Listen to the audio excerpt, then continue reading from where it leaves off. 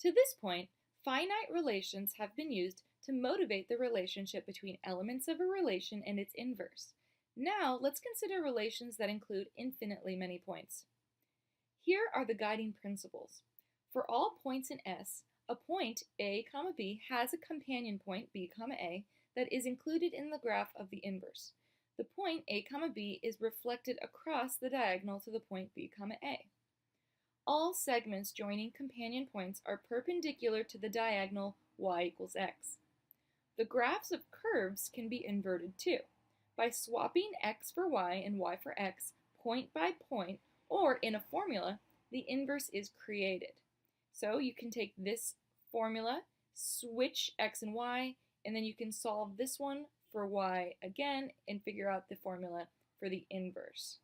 And same with down here in this example. The reflection of a sloped line across the diagonal is a line. Let's see this idea in action. Exercise A.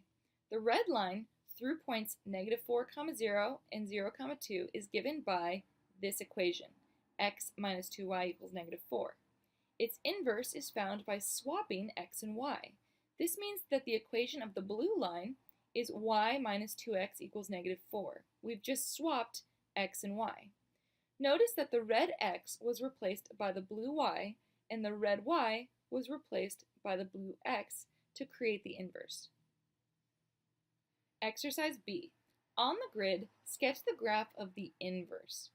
A red line through -3, -3 and 0, 3 is shown. A formula for the line is 2x minus y equals -3. What is an equation of the inverse of the red line? Well, the inverse would be 2y minus x equals -3.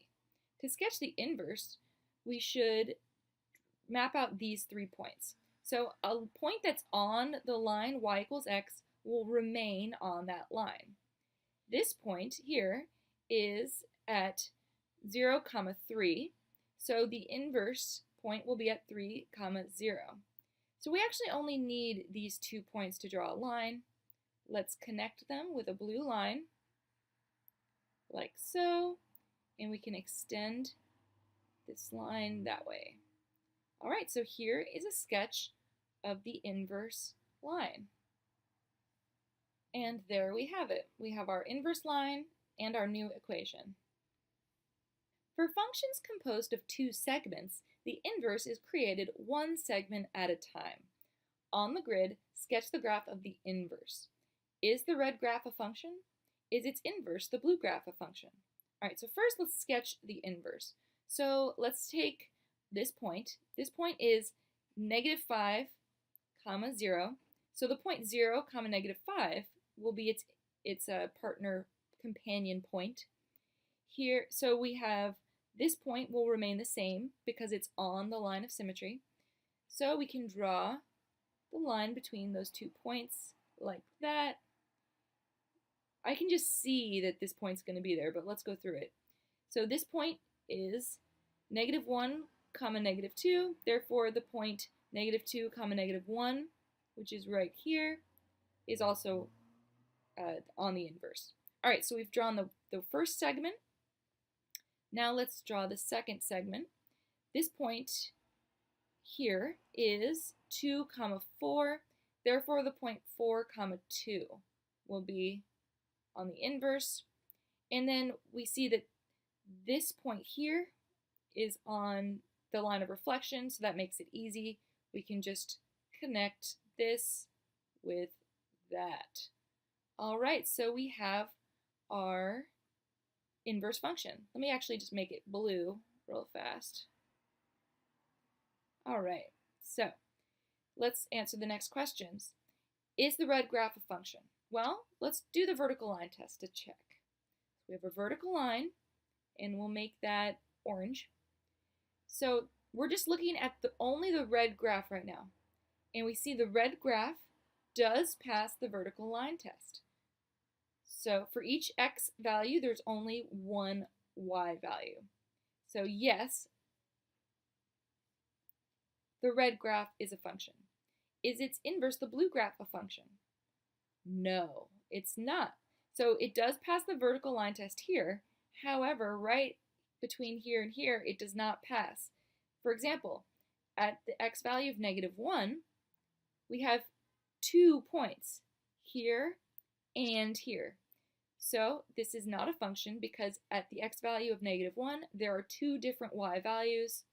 The inverse is not a function. Is the red graph a function? Yes. Is the blue graph a function? No. Exercise D. The domain of the red graph is -5 to 2, including the points -5 and 2.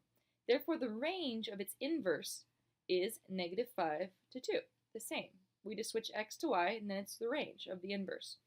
What is the domain of the inverse? Well, the domain of the inverse is going to be the range of the red graph. The range of the red graph goes from this point here all the way up to this point there.